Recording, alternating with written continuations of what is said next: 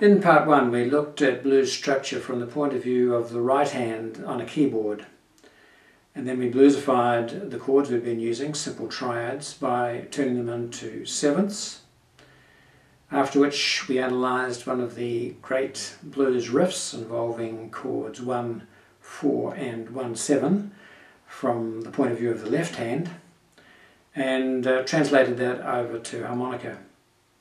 But we haven't quite finished with the keyboard in that so far we've only regarded the right hand and left hand separately. Now the next step is to put both hands together. So let's do that.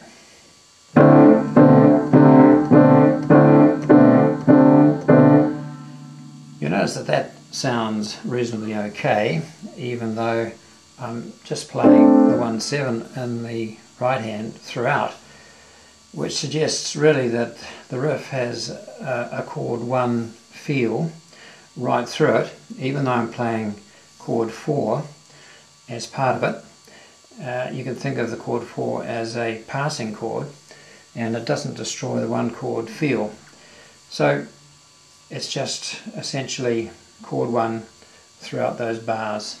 Now no blues keyboard player would play that riff like I've just played it.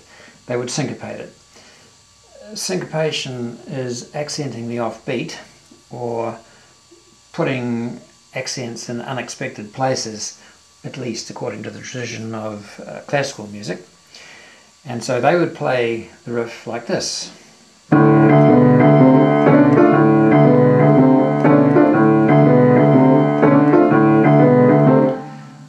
So they would fragment the right hand, put in a few leading notes, and just generally cut it up and accent the offbeat to produce something like that. Now that's something we need to remember when we develop this riff further on the harmonica. The next point is that we can do this. We've been dealing with just chord 1, but we should also go now to chord 4 and chord 5, and we can do exactly the same sort of thing. So on chord 4 and chord 5,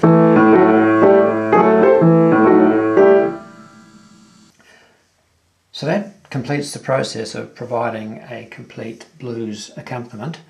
And what we need to do now is just to take these final few points and add them to our repertoire as far as harmonica vamping is concerned. So what have we learnt from the keyboard? Well, firstly, when I play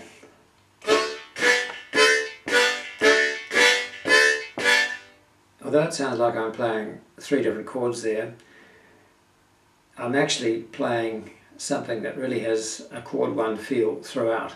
And when I play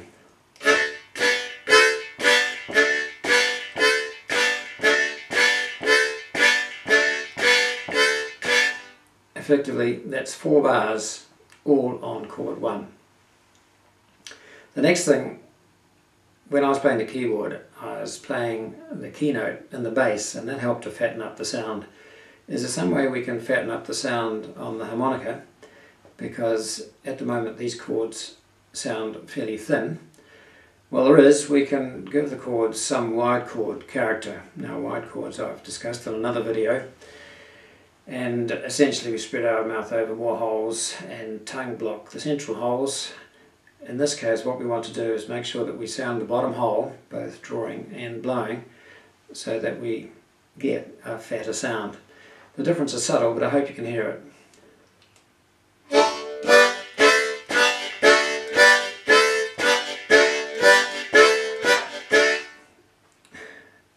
And there's one final thing we can do to make the sound even bigger, and that is, of course, to play electric.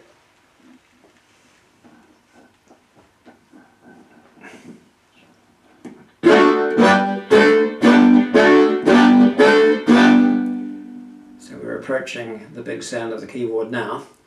One final thing I talked about with the keyboard syncopation, and is there something we can do with the harmonica that gives more rhythmic strength, a bit more attack on the notes? Well, there is, and that is by explosively removing our tongue from our top teeth, like that, and that means we can get this sort of sound.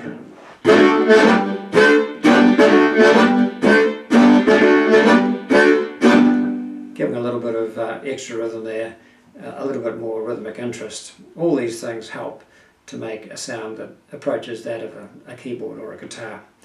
Okay, so let's listen now to an example in context, and we'll discuss it after we've heard it.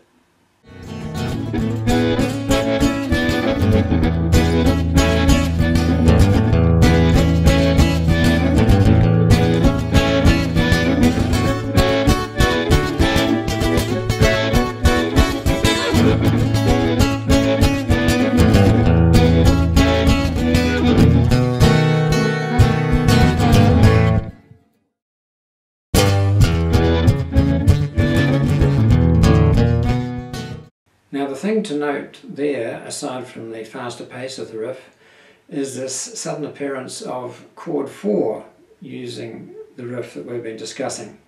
So whereas we've been talking about chord 1 as, chord 4 is, so it starts on the second chord of the first riff, so it's blow, and then it's blow, draw, blow, working your way up the instrument as you do so, just as we did for chord 1. It's the exact converse of chord 1. For chord 1, draw, blow, draw. For chord 4, blow, draw, blow.